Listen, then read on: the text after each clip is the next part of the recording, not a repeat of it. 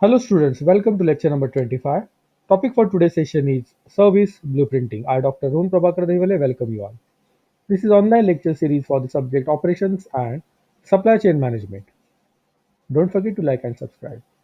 Learning objectives for today's sessions are to know the basic concepts of service blueprinting and to understand building a service blueprint. Service blueprinting, we will start with the concept. Service blueprint is a technique originally used for service design and innovation, but has also found applications in diagnosing problems with operational efficiency. The technique was first described by Shostak, a bank executive, in Harvard Business Review in 1984. Service blueprint is an applied function chart which shows the service delivery functional from the customer's perspective. The service blueprint has become more of the most widely used tools to manage service operations, service design, and service positioning. A simple way to think about blueprints is a functional chart which consists of inputs, transformation processes that is functional processes and outputs that can be finished goods. This is the typical example of service blueprint for a fast food outlet.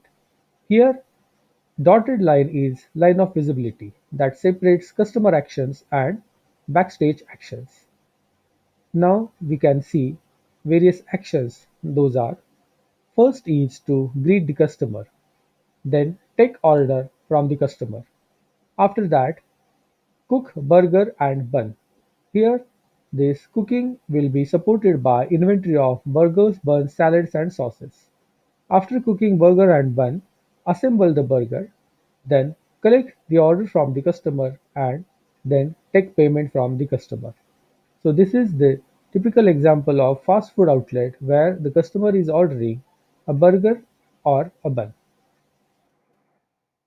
Service blueprints includes actions and that amount of discretion for varying each step.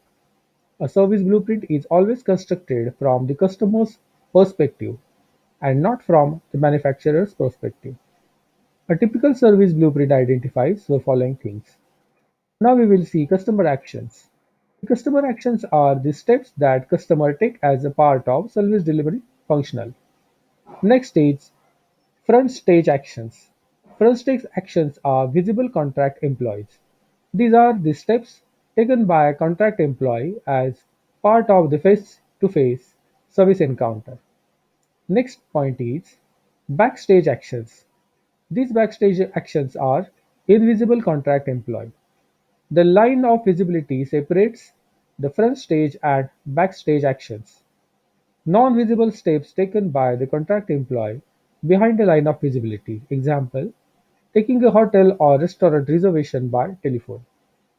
Next point is support processes. Support processes are activities carried out by employees who are not contract employees but whose actions are required for the service to be delivered. Customer actions are the steps that customers take as part of service delivery functional. Physical evidences. Physical evidences are tangible elements associated with each step that has potential to influence customer perception of the service encounter. Example, uniforms of the staff or delivery vans. These are physical evidences. Next is inventory. Inventory is sometimes required, like if the example of restaurant and all, but sometimes in case of pure services, inventory is not required. So what is inventory? Inventory is the amount of inventory built up required for each step. Next is line of visibility.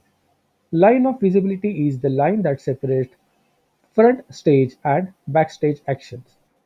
So here we can see line of visibility is the dotted line that separates front stage and backstage operations. Now we will understand what is line of interaction. Line of interaction which separates customer actions from the service provider actions. Then line of internal interaction. Internal interaction which separates the front office and the back office is called as line of internal interaction. Then line of implementation. This line of implementation which separates management zone from the support zone. That is, management is responsible for planning and controlling, while support activities include preparation. Next point is line of order penetration. Line of order penetration which separates customer induced activities from customer independent activities. Up till now we have seen various terminologies used in service blueprinting. Now we will start with building a service blueprint. The original service blueprint is highly visible graphical map that delineates the key contact points in the service functional and the nature of the contract, whether with physical evidence, personal or procedures. It can also be seen two-dimensional maps in which the horizontal axis represents time and the vertical axis represents the basic steps in the functional. Line of visibility is included to separate actions visible to the customers from the action out of sight. Employee latitude, which refers to the amount of discretion given to the employees to vary the service functional, is shown on the map, a call-out sign attached to the step. Functional complexity is shown simply by the number of steps in the functional. Functional of structuring a blueprint involves between 5 and 7 steps, depending on the intended application. From the outset, the blueprint was designed to be seen from the customer's perspective while simultaneously providing insights for the management. Accordingly, the starting point should be imagined from the customer's step-by-step contact points, indicating where known customers' expectation in terms of minimum tolerable waiting lines and waiting times for each and every step. The basic service blueprint. The concept. Step 1. Identifies activities, sequences of activities, and linkages between the activities. That activities may include number 1. Customer actions. Number 2. Front stage contact personal actions. Number 3. Backstage contact personal actions. And number 4. Backed by support activities. So this is step number 1. Step number 2. Identify line of visibility and add to the blueprint. Step number 3. Identify standard and tolerance scripts, operating procedures, supporting services, and inventory for each step and add it to the blueprint. Next is step number 4. If required, draw additional lines such as line of physical interaction and line of IT interaction. This is optional but recommended for complex services. Next is step number 5. Specify time frames. Show average timing or minimum tolerable customer expectation for each and every step and indicate responsible personals. Diagnostic the information which is again optional. Step number 6. Identify and note fail points and excessive weights. Step number 7. Manipulate divergence and complexity of the service. Following are the symbols used in service blueprint. First is divergence, that amount of latitude offered afforded service staff to vary the functional. Next is F, that is fail point. Any point the functional can go fail. Then W indicates risk of excessive weights. Standard type should be specified here. Dotted line is generally line of visibility, may also include other relevant lines including line of internal physical interaction and so on.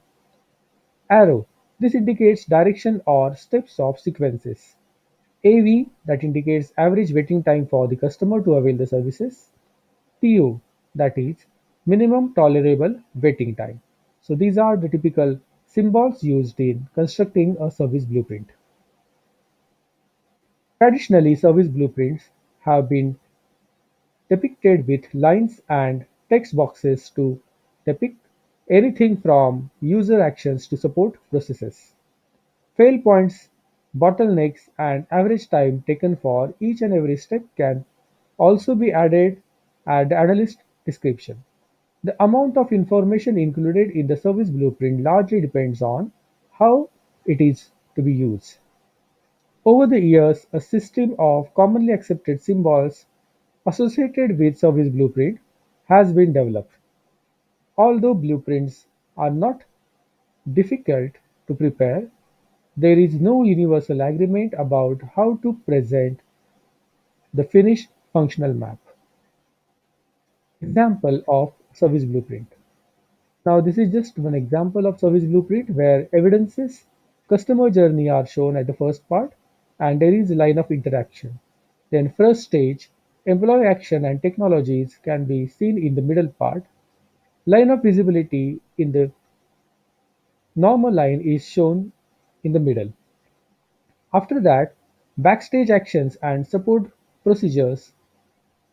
In between there is line of internal interaction is shown.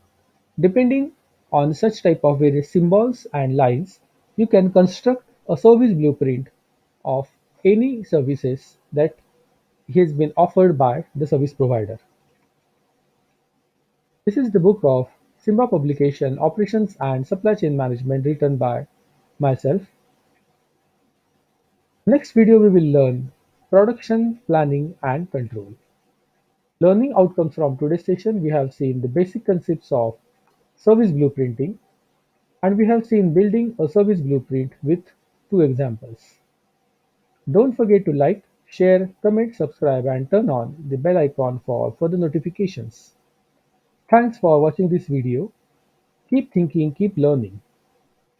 And these are some references I have used to prepare this video.